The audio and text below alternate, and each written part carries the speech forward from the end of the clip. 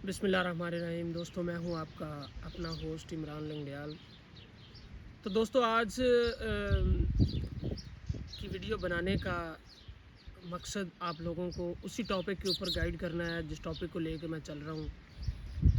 दोस्तों, मैंने कल वाली वीडियो में मैंने आपसे बोला था कि हम नहर क्रॉस करके यूनान पहुंच गए। तो यूनान पहुंचने के बाद हमारे साथ क्या हुआ, थोड़ी सी उसी पर बात करते हैं।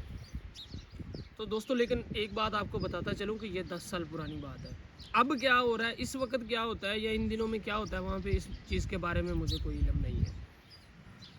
दोस्तों, वहाँ पहुँचने के बाद हम पैदल चल पड़े। एजेंट ने हमें बताया था कि आप क्रॉस करके नहर लेफ़्ट हैंड पे चलते रहना। तो वहाँ पर यूएनए की मिलिट्री ने कैंप लगाए हुए होंगे, वो आपको दूर से ही देख लेंगे और वो आपको पकड़ लेंगे, ले जाएंगे अपने कैंपों में, और उसके बाद जो भी होगा वो ही जानते हैं।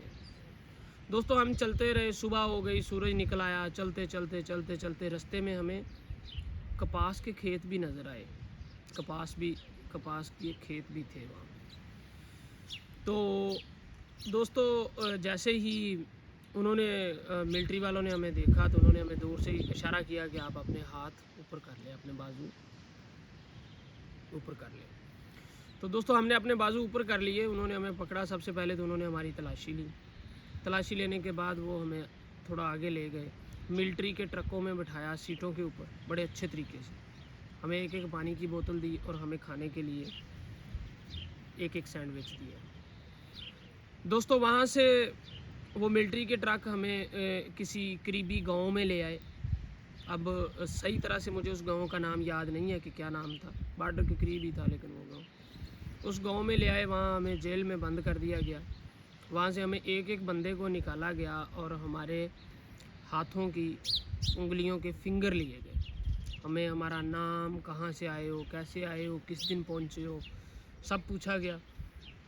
और इस प्रोसेस से गुज़ारने के बाद उन्होंने हमें तकरीबन असर के टाइम या मगरिब के टाइम के दरमियान में हमें एक एक पेपर दे के छोड़ दिया। और वो पेपर क्या था, उस पेपर के ऊपर लिखा हुआ था कि आपके पास 3 महीने का टाइम है, आप 3 महीने के अंदर अंदर हमारा मुल्क छोड़ दो।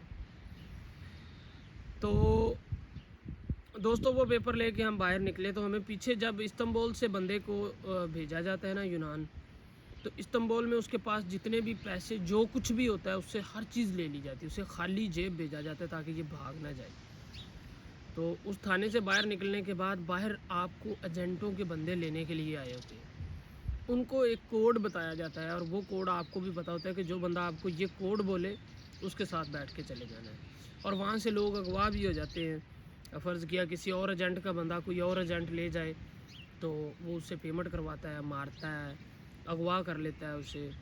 तो ऐसे केसेस भी सामने आते रहे हैं। तो जैसे ही हम वहाँ से बाहर निकले तो हमारे भी एजेंट का बंदा लेने के लिए हमें आया हुआ था। हमने उसे अपना कोड बताया और वो हमें गाड़ी में बिठा के सलोनिकी शहर ले आया। दोस्तों, सलोनिकी शहर हम उस एजेंट के घर में तब तक बंद रहे जब तक हमारे घर वालों ने उनके पैसे ना पे कर दिए।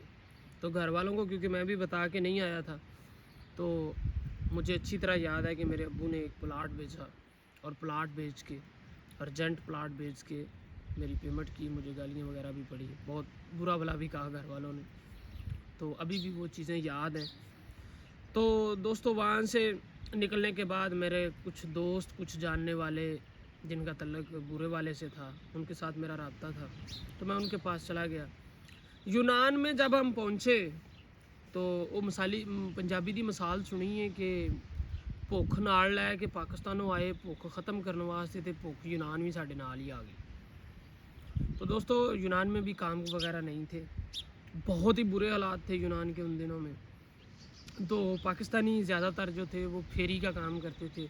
वो चाइनीज़ का सामान, पेंटों के बेल्ट, लाइटें, फूल, 2 नंबर सीढ़ियाँ, ये चीज़ें इकट्ठी करके एक बैग तैयार कर लेते थे और वो बैग उठा के शाम के टाइम ये लोग बारों पे बैठते हैं तो बारों पे जाके वो सेल करके गुजारा करते थे।